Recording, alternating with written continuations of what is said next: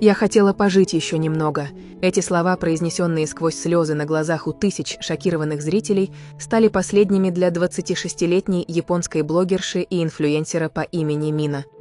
5 августа 2026 года в одной из квартир Сеула оборвалась жизнь человека. Оборвалась в прямом эфире под аккомпанемент летящих в чат комментариев.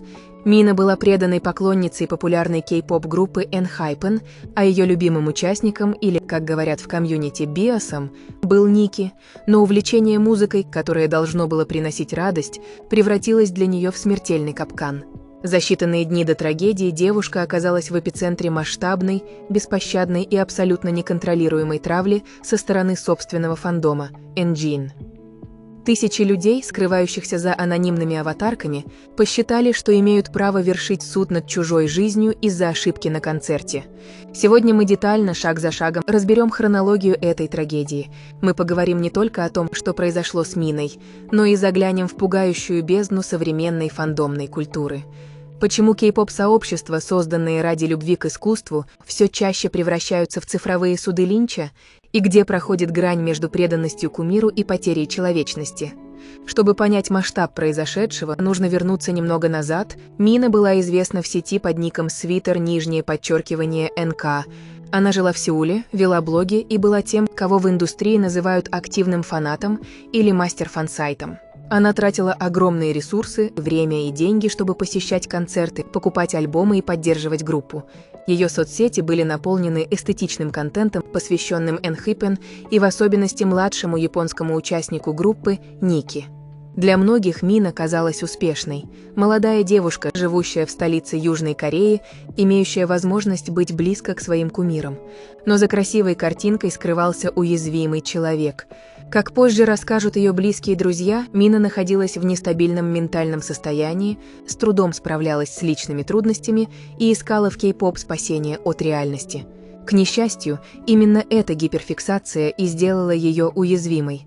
Все началось во время американского тура ENHYPEN.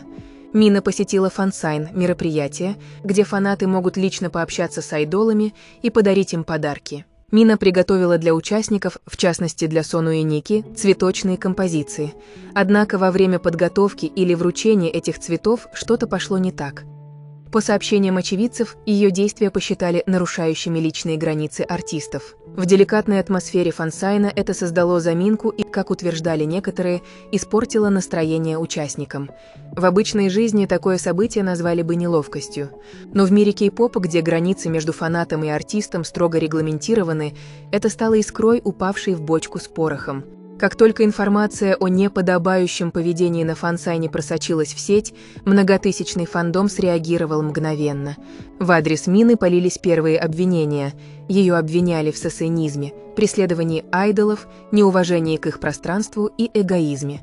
Понимая, что совершила ошибку, Мина не стала отпираться. Она опубликовала официальное публичное извинение, в котором признала, что пересекла черту, выразила глубокое сожаление и раскаяние перед группой и фандомом. Казалось бы, конфликт должен быть исчерпан. Человек признал вину, извинился. Но интернет-толпе этого всегда мало. Извинения были восприняты как слабость, и волна хейта лишь усилилась. Ей начали припоминать старые посты, обвинять в попытках привлечь к себе излишнее внимание артистов и спекулировать на ее личной жизни. Ситуация достигла точки кипения через несколько дней, когда один из участников ENHYPEN, Ники, вышел в прямой эфир во время тура. Во время трансляции он высказал общие мысли о важности взаимного уважения на концертах и о том, что фан-зона – это пространство для всех, а не для кого-то одного. Айдол говорил в абсолютно общих чертах, устанавливая здоровые и правильные границы со своей аудиторией, что делает большинство артистов. Он не называл имен, не указывал на конкретные города или ситуации. Но токсик часть фандома истолковала это по-своему. Тысячи фанатов тут же решили, что Ники говорит конкретно о Мине и ее цветочном инциденте. В глазах радикально настроенных пользователей это выглядело как зеленый свет на уничтожение. Разогнав нарратив о том, что Мина заставила страдать и чувствовать дискомфорт их кумира, толпа перешла к скоординированной цифровой казни. С этого момента травля приобрела характер тотального психологического террора. Мину атаковали на всех платформах – в TikTok, X, Twitter, Instagram. Ежеминутно она получала сотни сообщений. Это были не просто критические замечания. Это были прямые угрозы расправы, пожелания смерти, требования совершить самоубийство и бесконечные оскорбления. Ее личные данные начали деанонимизировать и доксить. Люди глумились над ее ментальной нестабильностью. Мина пыталась защищаться, писала, что глубоко ранена происходящим, умоляла остановиться, повторяя, что совершила ошибку, но не совершала преступления. Однако в глазах агрессоров она была врагом фандома, а значит лишалась права на сочувствие. Здесь включается страшный механизм интернет-психологии, деиндивидуализация и моральное превосходство. Каждый отдельный хейтер, отправляя злобный комментарий, не чувствовал себя убийцей. Он чувствовал себя защитником айдола, вершащим справедливость. Происходило коллективное размывание ответственности. Если все пишут это, то и я могу, мой один комментарий ничего не изменит. Но для Мины, оставшейся один на один с экраном телефона в своей квартире, эти тысячи одиночных комментариев слились в единый оглушительный гул, лишающий воли к жизни. Она непрерывно пыталась объясниться в течение 3 дней. 3 дня непрекращающегося ада, который ее психика просто не выдержала. В ночь на 5 августа 2026 года Мина запустила свой последний прямой эфир. Она плакала, ее состояние было критическим, но даже тогда, видя человека на грани гибели, некоторые пользователи продолжали писать издевательские комментарии и подстрекать ее к роковому шагу. Именно тогда она произнесла фразу «Я хотела пожить еще немного». В этих словах вся трагедия ситуации. Она не хотела умирать, она просто не видела другого способа остановить эту невыносимую лавину ненависти. Эфир закончился трагедией на глазах у зрителей. Неравнодушные люди и друзья, осознав, что происходит, экстренно вызвали полицию. Трагедия Мины – это не изолированный случай. Это пугающий симптом системной болезни индустрии развлечений. В кей-поп-культуре глубоко укоренился феномен так называемых парасоциальных отношений. Агентства намеренно продвигают айдолов не просто как музыкантов, а как идеальных партнеров, лучших друзей или почти божественных существ, которые принадлежат только своему фандому.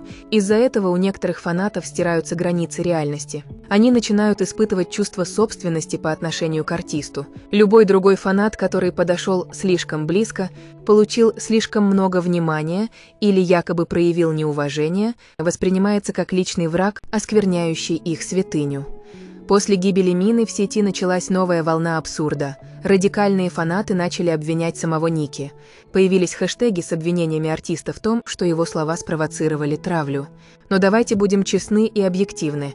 Артист имеет полное право очерчивать свои границы и просить о безопасности. Ники не призывал никого хейтить, не называл имен и не несет ответственности за безумие толпы. Перекладывание вины на молодого парня-айдола – это лишь попытка реальных агрессоров снять с себя ответственность за смерть человека.